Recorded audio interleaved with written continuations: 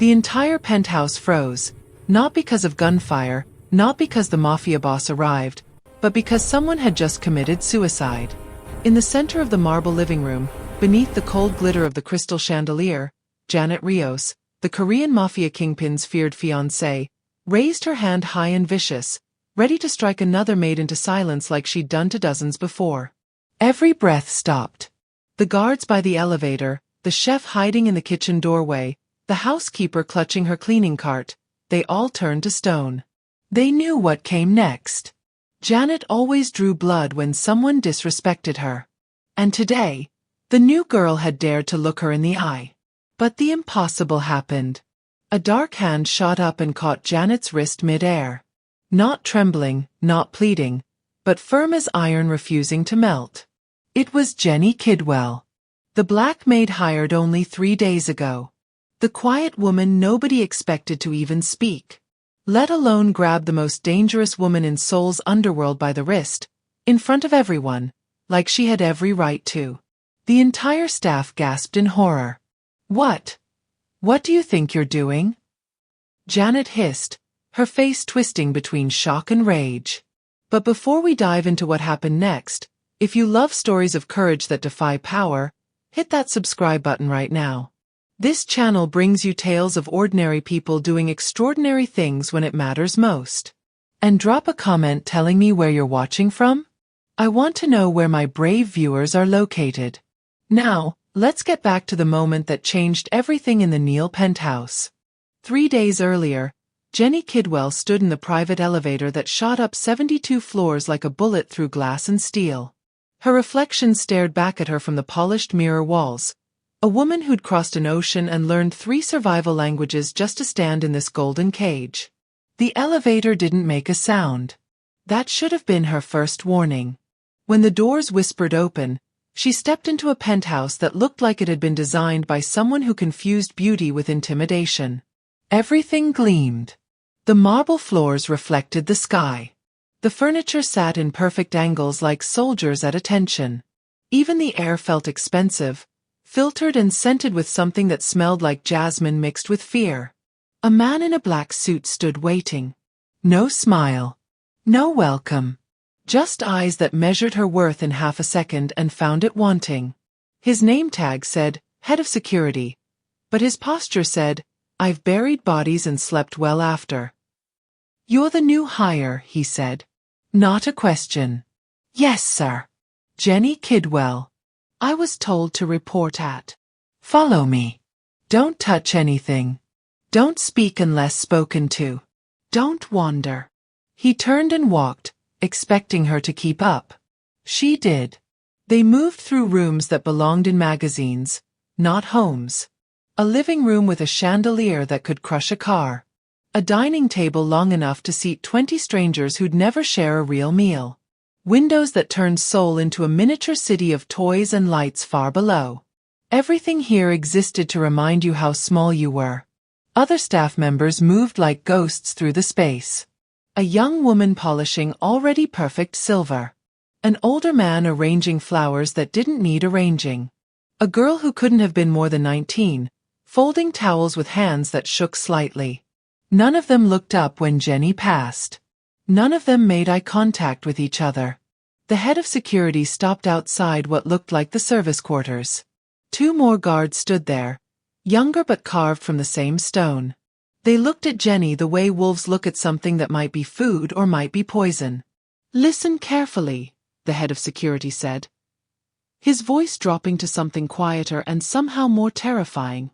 You work for Mr. Raymond Neil. You've signed the confidentiality agreements. You understand that what happens in this house stays in this house. Jennie nodded. She'd signed papers for 2 hours before they'd even let her into the building. But you don't work for Mr. Neil. Not really. He stepped closer. You work for Miss Janet Rios. She runs this household. She decides who stays and who goes. She decides everything. One of the younger guards cleared his throat. The last 3 maids? They didn't understand that. Where are they now? Jennie asked before she could stop herself. The silence that followed felt like a hand around her throat. They found better opportunities, the head of security finally said, and the lie sat in the air like smoke. You seem like a smart woman, Miss Kidwell. Smart enough to learn from other people's mistakes. The other guard leaned against the wall, studying his fingernails. Do your job. Do it perfectly. And whatever you do. He looked up and his eyes were dead serious. Never, ever look Miss Rios in the eye. She considers it a challenge. And Miss Rios doesn't lose challenges. She doesn't like to be questioned. Doesn't like to be corrected. Doesn't like to be interrupted, the head of security continued. Most importantly, she doesn't like to be reminded that the help is human. You're furniture that moves. Understand? Jennie understood. She understood that she just walked into a beautiful prison where the warden wore designer clothes and the inmates wore aprons. She understood that survival here meant erasing yourself. She understood everything. She just wasn't sure she could do it. Jennie learned the rhythm of fear on her second morning. It sounded like footsteps, specifically, the sharp click of Janet Rios's heels against marble, a sound that made everyone in the penthouse move faster, breathe quieter, become invisible. She was in the kitchen folding cloth napkins into perfect triangles when she heard it. Click, click, click. The chef's shoulders tensed. The housekeeper suddenly found something urgent to inspect in the pantry. Even the head of security, the man who looked like he could break necks with his coffee hand, straightened his tie and took 3 steps backward into the shadows. Jennie kept folding. She'd been warned, yes, but warnings were just words until you saw the wolf with your own eyes. Janet Rios swept into the kitchen like a purple storm in a silk dress that probably cost more than Jennie's entire year's salary. She was beautiful the way a blade is beautiful. All sharp lines and cold shine.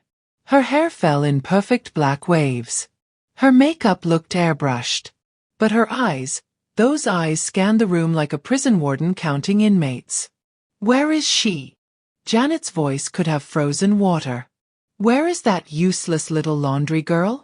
No one answered. No one dared. I asked a question. Janet's tone dropped lower, more dangerous. The girl who ruined my blouse. The idiot who can't tell silk from cotton. Where is she? From somewhere down the hall came a small, terrified voice. I'm here, Miss Rios. I'm so sorry, Miss Rios, I didn't mean to.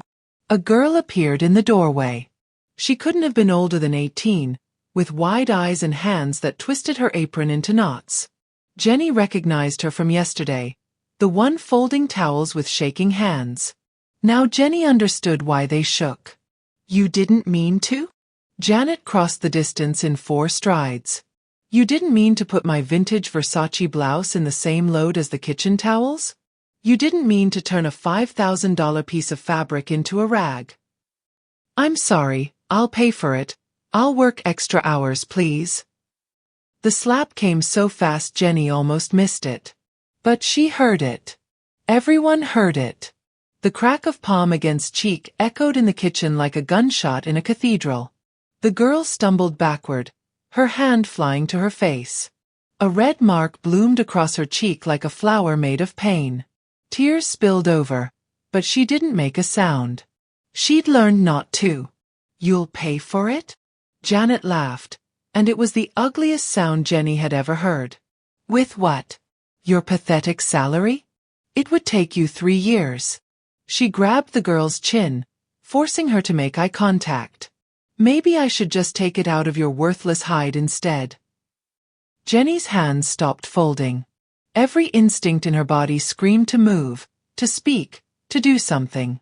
But the head of security caught her eye from across the room and gave the smallest shake of his head. Don't. Not yet. Not if you want to survive. Janet shoved the girl away. The laundry girl hit the counter, caught herself, and stood there trembling like a leaf in a hurricane. Get out of my sight, Janet hissed. And if I ever see another mistake from you, it won't be just a slap. Do you understand me? Yes, Miss Rios. I can't hear you. Yes, Miss Rios. The girl practically shouted it through her tears. Janet smoothed her dress, her composure returning like she'd just swatted a fly instead of assaulting a human being. She turned and walked out, her heels clicking that terrible rhythm. Click, click, click. The kitchen remained frozen for 5 full seconds after she left. Then everyone moved at once. The housekeeper rushed to the girl with a cold compress. The chef poured her water. The guards exchanged glances that said this was just Tuesday. Jennie stood there with her half-folded napkins and understood with perfect clarity. This wasn't a household. It was a kingdom of terror. And Janet Rios was the queen who ruled through blood. The accusation came on the 3rd day, and Jennie understood immediately that it was a test. Or an execution. Sometimes in places like this, they were the same thing. She was cleaning the master suite, a job she'd been given that morning by the housekeeper with an apologetic look that said, "I'm sorry, but it's your turn." The room was massive, all white silk and dark wood, with a view of Seoul that made the city look like scattered diamonds. Jennie worked methodically, dusting surfaces that held no dust, straightening pillows that were already perfect. She never touched the jewelry box on Janet's vanity. Never even looked at it directly. She'd learned that much. But apparently, it didn't matter. Guards! Janet's voice sliced through the penthouse like a siren. Guards, get in here now. Jennie's stomach dropped. She was still holding the dusting cloth when Janet burst into the bedroom, followed by 4 security guards and half the household staff. They filed in like witnesses to an execution, their faces carefully blank. That woman, Janet pointed at Jennie with a finger that trembled with manufactured rage, stole my ring. My engagement ring from Raymond. The platinum one with the princess-cut diamond. The room went silent. This was worse than a slap. This was a career-ending, possibly life-ending accusation in a world where theft from a mafia boss's fiancée could mean disappearing into the Han River. I didn't touch anything, Jennie said, her voice steady even as her heart hammered. I was dusting. I never went near your jewelry. Liar. Janet's voice climbed higher, more theatrical. She was performing now, Jennie realized. This whole thing was a show. I left it right there on the vanity this morning, and now it's gone. You're the only one who's been in here. The head of security stepped forward. Miss Kidwell, we'll need to search you. Search me. Jennie spread her arms. Search my pockets. Search my quarters. You won't find anything because I didn't take anything. Of course you didn't, Janet said with a smile that didn't reach her eyes. Because you already hid it somewhere. Or maybe you're wearing it. She moved closer, invading Jennie's space. Maybe I should search you myself. She reached for Jennie's collar, her fingers grabbing roughly at the fabric. It wasn't a search. It was humiliation. It was a demonstration of power in front of everyone who worked in this golden cage. And something in Jennie snapped. Not broke, snapped into place. 3 years of crossed oceans, learned languages, swallowed dignity, and scraped together survival suddenly crystallized into a single moment of absolute clarity. She'd escaped poverty. She'd escaped a country that had nothing left to give her. She hadn't done all that just to be broken by a bully in expensive clothes. When Janet raised her hand to slap her, because of course she would, because violence was her favorite punctuation mark, Jennie's hand shot up and caught her wrist mid-air. The entire room gasped. Literally gasped, like they were one organism that had just witnessed something impossible. Not today, ma'am, Jennie said quietly, her grip firm as iron. Janet's eyes went wide. Shock, then fury. Then something that might have been fear flickered across her perfect face. What? What do you think you're doing? Let go of me right now. No. The word hung in the air like a grenade with the pin pulled. You're not going to hit me. You're not going to accuse me of crimes I didn't commit. And you're not going to treat me like I'm less than human just because you can. I'll have you thrown out. I'll have you arrested. Do you know who I am? I know exactly who you are, Jennie said, still holding that wrist, feeling Janet try and fail to pull away. You're a woman who hurts people because you're scared they'll see you're not as powerful as you pretend to be. One of the younger guards made a sound. Maybe a laugh, maybe a cough, maybe just the shock of hearing someone finally say it out loud. Janet yanked her arm back, and this time Jennie let go. The Mafia queen stumbled backward, her composure shattered, her hair slightly mussed, her authority cracked down the middle for everyone to see. "You're finished," Janet hissed. "You're dead." But her voice shook when she said it. Raymond Neal had been standing in the hallway for exactly 47 seconds before anyone noticed him.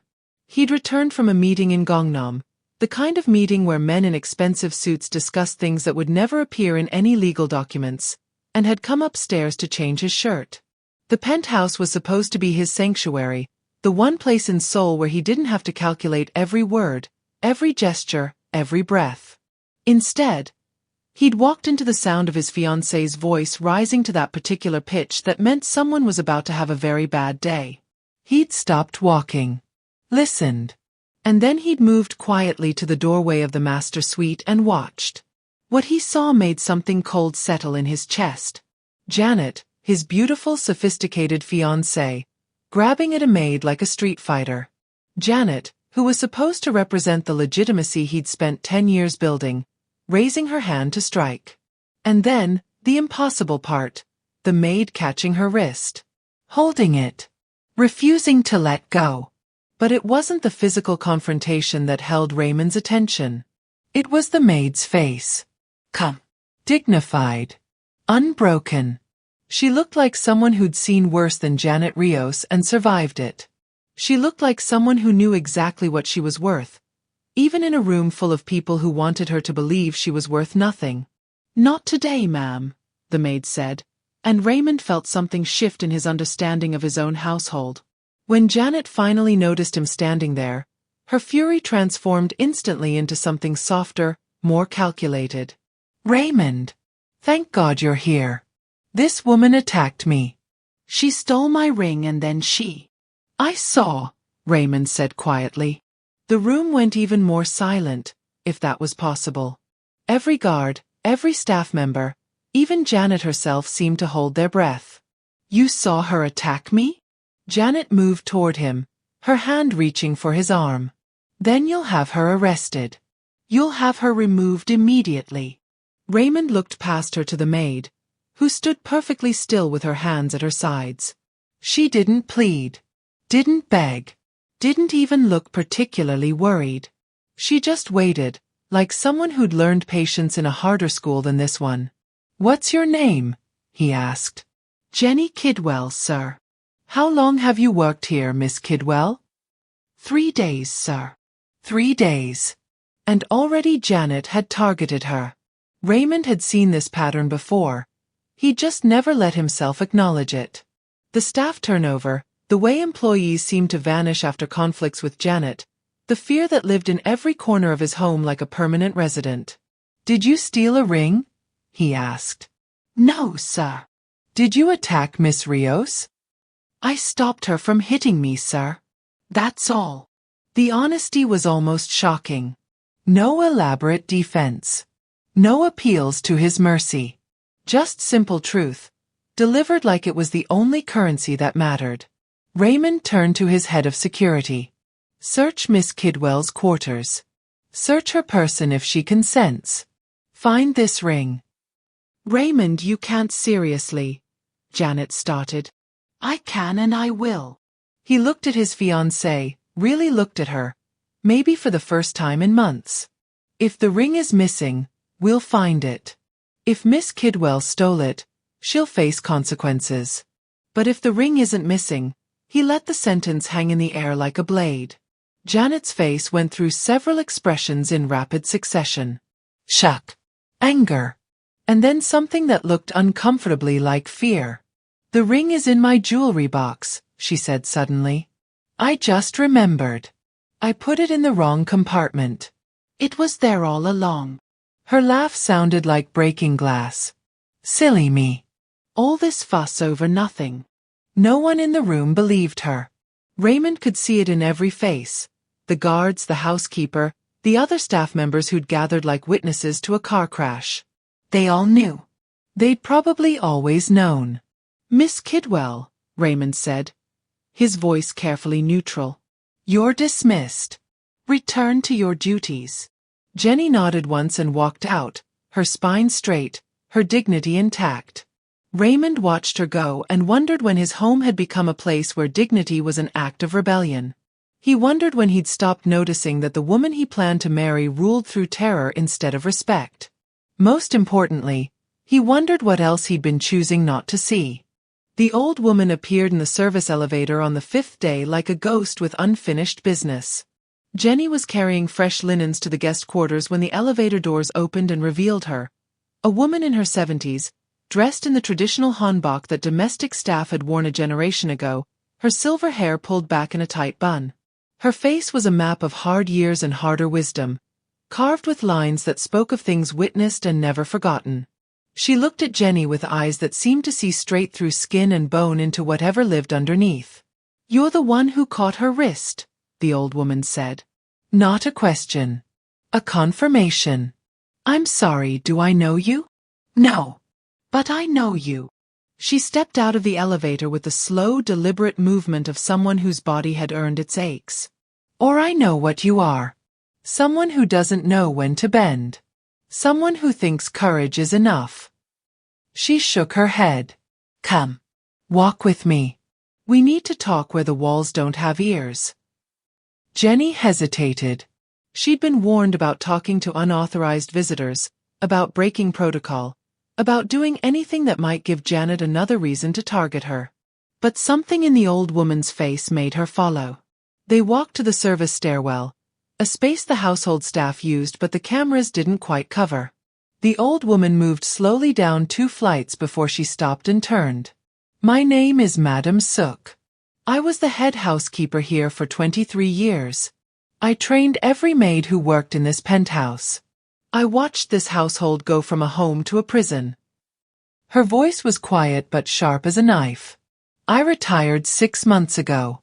They gave me a nice severance, a nice apartment, nice words about my service. But I didn't retire because I wanted to. Then why?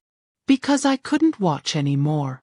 Madame Suk's eyes held a weight that made Jennie's chest tighten. Couldn't watch that woman destroy one more girl who was just trying to survive. The temperature in the stairwell seemed to drop 10 degrees. Janet Rios came into Raymond Neal's life 3 years ago, Madame Suk continued. Beautiful. Educated. Connected to the right families. She seemed perfect for a man trying to legitimize his empire. But some people, when you give them power, they don't know how to hold it. They just know how to use it to hurt. Jennie thought of the laundry girl's bruised cheek, of the fear that lived in every staff member's eyes. The first maid was named Sun Hee, 22 years old. Studying at university, working here to pay her tuition. Janet accused her of stealing jewelry. Sound familiar? And the girl defended herself. Not physically, just verbally. Just said, I didn't do it, with too much conviction.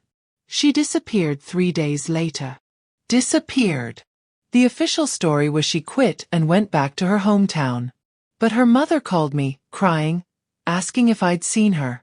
The police found her body in the Han River 2 weeks later. Accidental drowning, they said. Madame Suk's voice was flat, emotionless, the way people sound when they've cried all their tears already. The second maid, G1, lasted a month. She made the mistake of being pretty enough that Raymond noticed her. Janet had her transferred to a warehouse operation in Busan. That girl sends me letters sometimes. She's alive, but she's not okay. Jennie's hands had gone cold. The third maid was named Marie. From the Philippines. She had a daughter back home, a little girl she was sending money to every month. She accidentally walked in on something she shouldn't have seen. Janet meeting with men who weren't Raymond. Having conversations that sounded like business she shouldn't have been conducting. Marie disappeared on her day off. Nobody. No investigation. Just gone like she was never here at all. The stairwell was so quiet Jennie could hear her own heartbeat. Why are you telling me this? She finally asked. Because you caught her wrist. Madame Sook stepped closer, her voice dropping to a whisper. Because you did what I taught all those girls never to do. You fought back. And now Janet won't stop until you're gone too. Not quit gone. Not transferred gone. She'll want you dead gone, because you made her look weak in front of the guards. In front of Raymond. So what am I supposed to do? Run. No. Madame Sook's smile was sad and knowing. You're not the running type. I can see that. So I'm telling you to be careful. Watch everything. Trust no one who works for her. And whatever you do, don't eat or drink anything she's touched. The smell hit Jennie 3 days after her conversation with Madame Sook. Subtle, wrong, like copper pennies dissolved in expensive perfume. She was in the master suite again. Assignment that had become routine since the ring incident. Janet wanted her there. Jennie understood now. Wanted her close. Wanted to watch her, to find the perfect moment for whatever punishment she was planning. So Jennie cleaned under surveillance, every movement careful, every surface touched with witness-ready precision. The tea service sat on Raymond's nightstand like it did every afternoon. Janet prepared it herself, one of the few domestic tasks she insisted on performing personally. She called it romantic, this daily ritual of brewing her fiancé's tea. The staff called it controlling. Jennie was starting to call it something else entirely. She was changing the bed sheets when the smell drifted over. Metallic. Bitter. Wrong in a way that made her animal brain sit up and take notice. It was coming from the teacup, still half full, the liquid inside dark as old blood. Jennie glanced toward the door. Empty.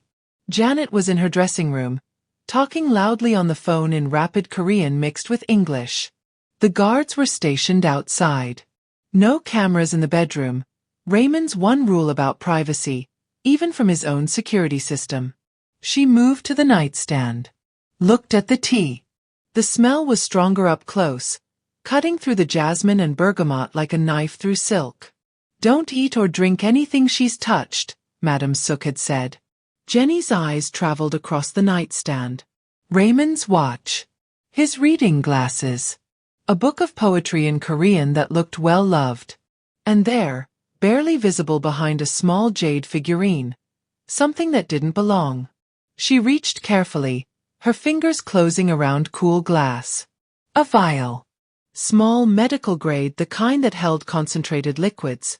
It had rolled partially behind the figurine, like someone had put it down in a hurry and forgotten to retrieve it. Jennie pulled it out. Clear glass. No label. Inside, maybe half a teaspoon of liquid that caught the light strangely, viscous and slightly cloudy. Her heart started hammering. She unscrewed the tiny cap and immediately regretted it. The smell that rose from the vial was the same metallic bitterness that came from the tea, but concentrated, almost overwhelming. It was chemical. Medical. Wrong. What are you doing? Jennie spun around so fast she nearly dropped the vial. Janet stood in the doorway of her dressing room, her face a mask of casual interest that didn't quite hide the calculation in her eyes. I found this behind the figurine, Jennie said, her voice steady despite the adrenaline flooding her system. I thought Mr. Neal might have dropped medication or something. Janet crossed the room in 4 strides, her hand outstretched. Give it to me. Is it medicine? Should I log it with the household inventory? I know we're supposed to track. Give it to me. Janet's voice dropped to that dangerous register Jennie had learned to recognize. Now. Jennie handed it over, watching Janet's fingers close around the vial with something that looked like relief mixed with fury. It's a supplement, Janet said, her composure sliding back into place like armor. For stress. Very expensive. Very private. Raymond doesn't like people knowing he needs help sleeping. She smiled, but it was the smile of a predator deciding whether to strike now or wait. You won't mention this to anyone, will you? Of course not, Miss Rios. Good. Janet slipped the vial into her pocket. Because I'd hate for there to be another misunderstanding. The ring incident was stressful enough for everyone. She moved closer, invading Jennie's space. Stress can be very dangerous, you know. For health. For safety. For employment. The threat hung in the air between them like smoke. I understand, Miss Rios. I'm sure you do. Janet picked up the teacup from the nightstand, swirled it slightly, watching the dark liquid move. Raymond loves this tea. I make it for him every day. He says it helps him relax. Helps him sleep. She looked directly at Jennie. He trusts me completely. Drinks every drop. Jennie's blood ran cold. Now get out, Janet said softly. And remember, stress can kill. Accidents happen. People disappear. It would be such a shame if you forgot that. Jennie left the room with her hands steady and her mind racing. She'd just found the murder weapon. She just didn't know yet how to prove it without becoming the next body in the Han River. The man in the kitchen at 2 in the morning wasn't supposed to be there, and Jennie knew it the moment she saw him. She'd come downstairs for water. Insomnia had become her constant companion since finding that vial, and found him standing by the industrial refrigerator, dressed in the dark slacks and white shirt of household staff, but wearing them wrong. Too casual. Too comfortable. Like a man playing a role he hadn't quite rehearsed. He looked up when she entered, and his eyes did a quick calculation that Jennie recognized. Not threat assessment. Evidence assessment. The look of someone who spent their life reading people for lies. You're not staff, Jennie said quietly. Neither are you, he replied in English touched with a Korean accent. Not really. Staff doesn't wander around at 2 a.m. thinking about poison and murder. Jennie's hand froze on the water glass she'd been reaching for. Who are you? Someone who's been watching Janet Rios for 3 months. He moved away from the refrigerator, his posture relaxed but his eyes sharp. Someone who watched you catch her wrist 5 days ago and thought, finally, someone in this house has a spine. He extended his hand. Park Min-ho. Former detective with the Seoul Metropolitan Police. Current private investigator. Currently unauthorized to be in this kitchen. Jennie didn't shake his hand. If you're unauthorized, how did you get past security? Same way I've gotten past security twice a week for 3 months. I know their rotation. I know their blind spots.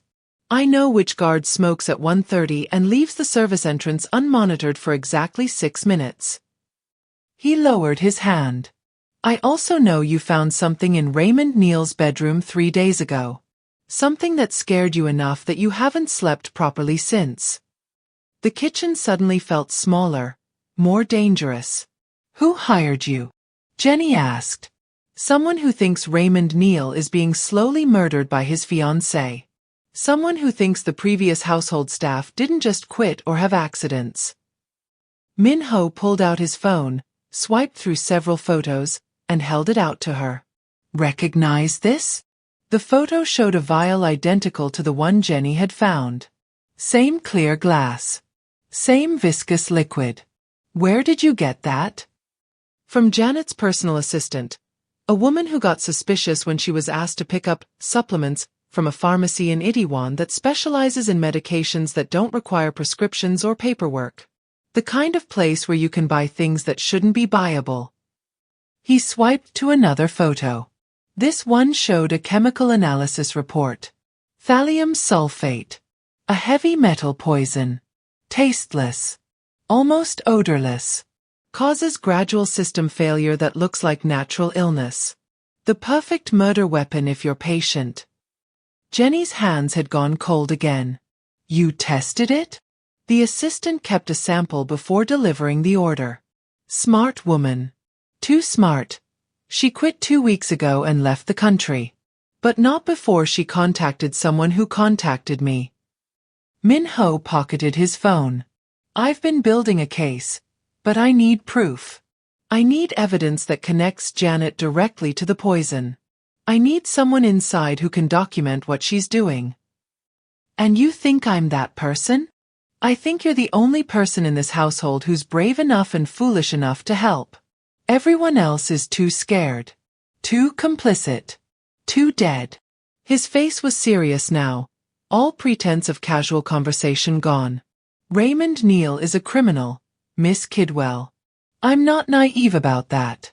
But he doesn't deserve to be murdered in his own bed by someone he trusts. And those 3 maids, Sun-hee, Ji-won, Marie, they didn't deserve what happened to them either. Jennie thought about Sun-hee in the river. Ji-won's letters from Busan.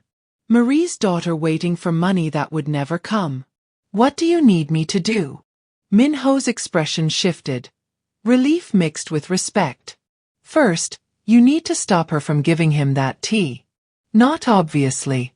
Not in a way that makes her suspicious. Just delay it. Spill it. Break the cup. Whatever you can manage.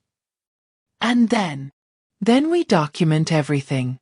Every time she prepares the tea. Every vial she hides. Every threat she makes. We build a case so airtight that even a crime boss's lawyers can't tear it apart. He paused. But I need to warn you, this is dangerous. Janet has already killed. She won't hesitate to kill again. If she suspects you're working against her. I know, Jennie interrupted. Madam Sook already gave me that speech.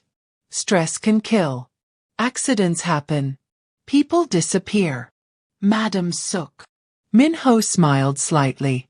That woman tried to hire me 4 months ago. Didn't have the money to pay, but she had plenty of information. She's the one who started me down this path. Then we finish it, Jennie said. For Sun-hee. For Ji-won and Marie. For whoever's next if we don't stop her. Min-ho nodded. I'll be back in 3 days. Same time. Be ready. He was gone before Jennie could ask what ready meant. But she suspected she already knew. Ready meant evidence. Ready meant courage. Ready meant betting her life that justice mattered more than survival. She filled her water glass and went back upstairs, already planning how to spill tomorrow's tea. The gala wasn't a party. It was a performance of power dressed in tuxedos and $10,000 gowns. The penthouse had been transformed into something from a crime thriller. Every surface gleamed. Every flower arrangement cost more than a car. The guest list read like a who's who of Seoul's underworld aristocracy. Men who owned politicians, women who owned secrets, everyone wearing their legitimacy like expensive cologne over the smell of blood money. Raymond Neal stood at the center of it all in a black suit that probably cost more than Jennie's family home, playing the part of reformed businessman so convincingly that you'd almost forget the empire he'd built on other people's suffering. Janet hung on his arm like a trophy, resplendent in red silk, her smile bright and sharp as a scalpel. Jennie moved through the crowd with a tea service on a silver tray. Just another piece of invisible furniture in a room full of people who mattered. But Min-ho's camera was in her apron pocket, no bigger than a lipstick tube. And the evidence was already documented. 3 days of footage showing Janet preparing Raymond's nightly tea, always alone, always careful, always adding drops from that small vial before serving it with a kiss and words of devotion. Tonight was supposed to be the delivery. Min-ho would take the evidence to someone Raymond trusted. Someone high enough in the organization to demand answers without becoming Janet's next victim. Jennie just had to survive the evening. You. Janet's voice cut through the ambient classical music like a blade. Bring the tea. Jennie looked up. Janet was gesturing to a small side table where an ornate tea service sat. The special blend Janet always prepared for these events. Raymond's favorite, she called it. The same tea that had been slowly killing him for months. Every head in the conversation circle turned. Raymond. 3 syndicate leaders. A district prosecutor who was definitely on someone's payroll. A woman who owned half the real estate in Gangnam. Jennie walked over, picked up the tray, and carried it toward the group. Her hands were steady. Her face was calm. Inside, her heart was trying to break through her ribs. Raymond, darling, Janet purred, taking the cup from the tray before Jennie could even offer it. Your tea. Just the way you like it. This was the moment. This was when Jennie was supposed to let it happen. Let the evidence speak for itself tomorrow when Min-ho delivered the files. Just one more cup. Just one more dose. Raymond Neal was a criminal. Did he really deserve saving? But Sun-hee's face flashed in her mind. Ji-won's letters. Marie's daughter. Don't drink it, Jennie said. The conversation stopped. The music seemed to stop. Even the city lights outside the windows seemed to dim, like the universe was holding its breath. Excuse me. Janet's smile froze on her face. Don't drink that tea, Mr. Neal, Jennie said louder, her voice carrying across the suddenly silent room. It's poisoned. It's been poisoned for months. Thallium sulfate. Your fiancé has been slowly killing you. For one perfect second, nobody moved. Then everything happened at once. Janet lunged for Jennie, her composure shattering like glass. You lying bitch. How dare you? I have proof, Jennie said, stepping back, pulling the camera from her pocket. 3 days of video. Time-stamped. Showing her preparing the tea. Adding drops from a vial. The same vial I found in your bedroom, Mr. Neal. The same poison that killed Sun-hee, that destroyed Ji-won, that disappeared Marie. Raymond's face had gone white. He looked at the teacup in Janet's hand, then at Janet, then at Jennie. She's insane, Janet said, her voice climbing toward hysteria. She's been obsessed with me since she arrived. She stole from me, she attacked me, and now she's making up lies. Test the tea, Jennie said simply. Right now. Call a doctor. Test it for heavy metals. If I'm lying, kill me. If I'm telling the truth, she looked directly at Janet, then everyone in this room will know exactly what you are. Raymond took the teacup from Janet's hand. She tried to hold on to it, actually tried to keep it from him, and that single gesture told everyone everything they needed to know. Security, Raymond said quietly. Take Miss Rios to the study. Lock the door. Call Dr. Kim and tell him to bring his testing equipment. Raymond, no, you can't believe her, she's just a maid. I said take her. His voice could have frozen blood. 2 guards moved forward. Janet fought them, her designer dress twisting, her perfect hair coming undone, her mask finally cracking completely to reveal the monster underneath.